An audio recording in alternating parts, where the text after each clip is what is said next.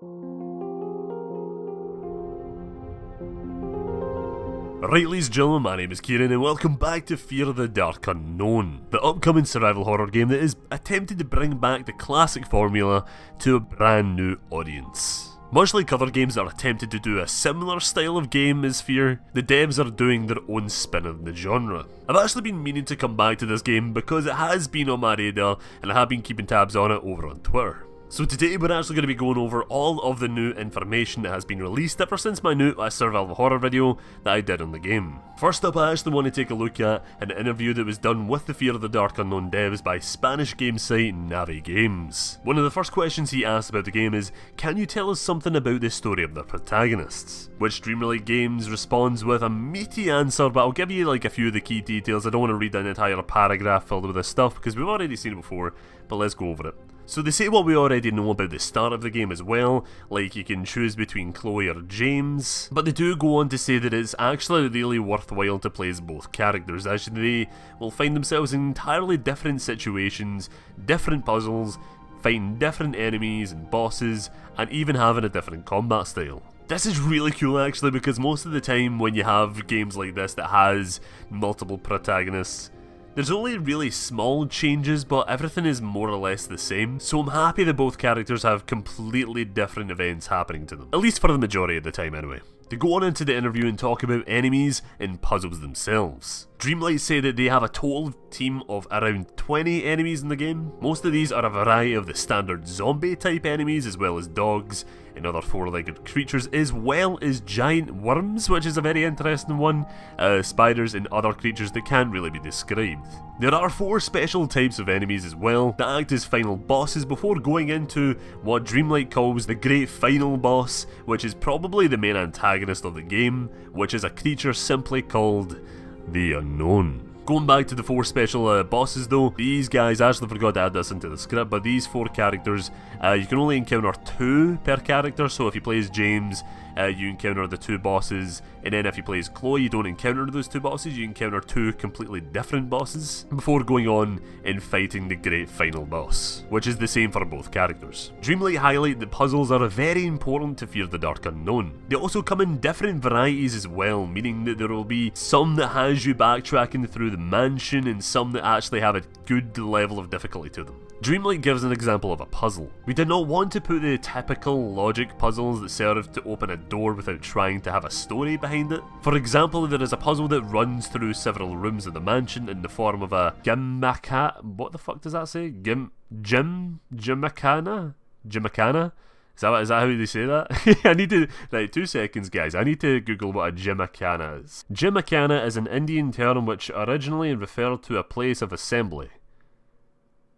Alright, so just a normal hall or something then. But yeah, in the form of a gimmickana, that Robert Beresford raised his daughter Victoria.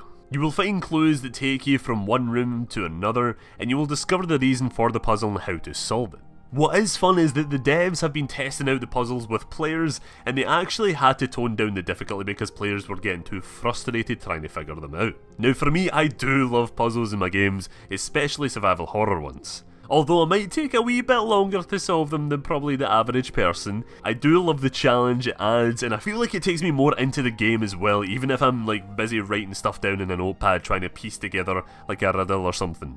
It gets me more involved in like the game's activities, you know? What's also funny as well is like even on Twitch when you're live streaming and you're trying to solve puzzles with your audience, it's really fun. Because I learned that from Silent Hill 2 when I was trying to figure out a series of puzzles, and I was just like, okay, I have no idea how to solve this, please help me guys. Some people just spoiled the puzzle, and then some people are actually helping me do it. I just love that interaction there, it was so much fun. So I'm glad Fear of the Dark Unknown adds that sort of thing back into it as well. Platforms, yes! What I didn't learn from before when I did my last Fear of the Dark Unknown video was that this game will actually be coming to PC first, which is typical for like indie devs to release their game on PC first, then like a year later for other consoles. But yes, the PC version is planned for mid-2019, but then, guys, it will come out for PS4, Xbox One, and fucking Nintendo Switch at the end of this year. That is right, Nintendo Switch.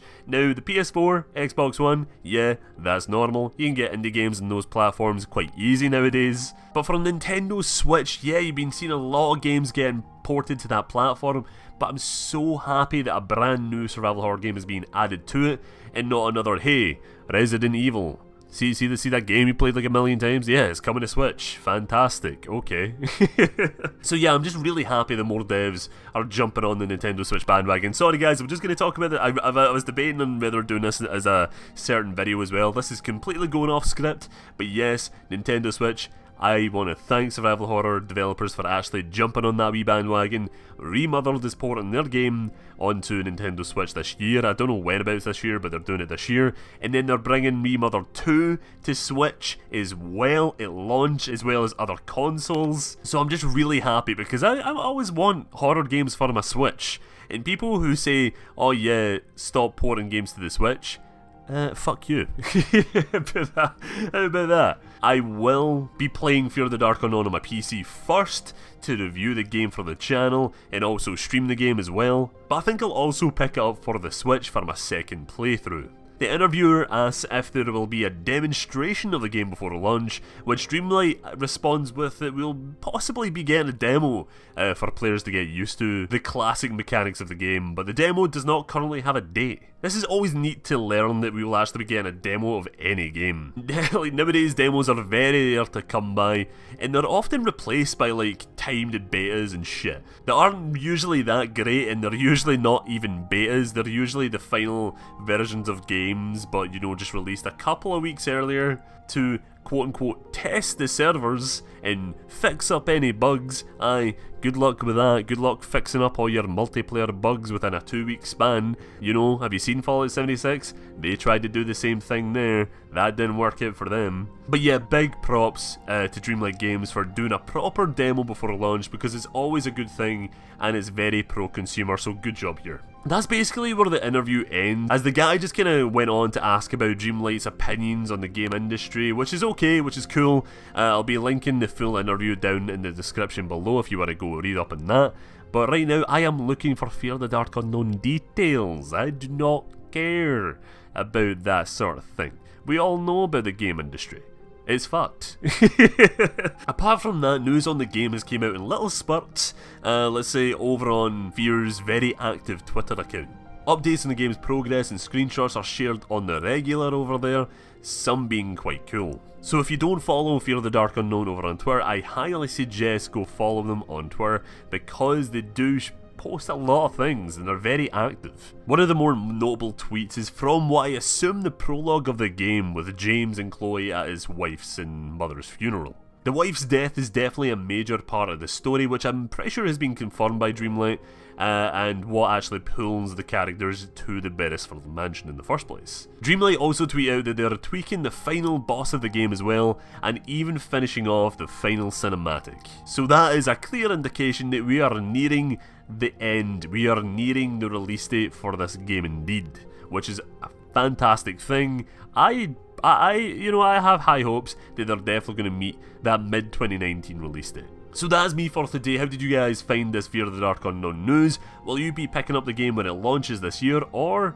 not? Let me know down in the comments below. If you're taking a backseat in this one and seeing how it all works out, then don't worry, because I will be streaming this game on launch day, so you all have a chance to check it out before picking it up. Or you can play the demo for yourself, which I'll also be doing a video on before release. So yeah, you can just wait for that and just play that and see if you like it. Special thanks to my brilliant wee patrons Simon609, Devil Proxy 1 and Spooky Nerd for their continued support over on my Patreon. Thank you guys so much, I really appreciate it. So yeah guys, thank you so much for watching the video. Always appreciate yous all coming along, just having fun, speculating about games, learning new things about games. I love it, it's so much fun.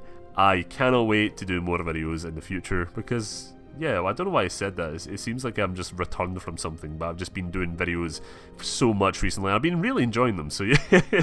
Anyway guys, I should end the video there. Thank you guys so much for watching, and I shall see you in the next one. Bye bye.